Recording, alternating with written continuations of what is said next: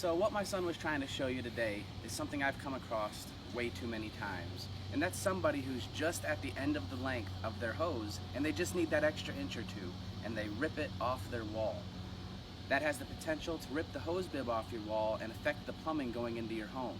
I really suggest always making sure that you're not at the length of your hose when you yank on it. Also, keep your hose off the ground. I've also come across where people have run it over with their lawnmower and it wraps up in those blades and snaps it off the wall as well. All of these are going to result in you needing to call a plumber and possible water damage to inside of that wall where they ripped that hose bib out. If you happen to have this issue occur and you need a plumber, please give us a call in the Houston area at 832-340-4504 or in the Austin area at 512-688-7442. Thank you. If you don't want to worry about ripping the hose off your wall, you can always have a little bit of fun watering your lawn and watering your flowers with your family. Oh no!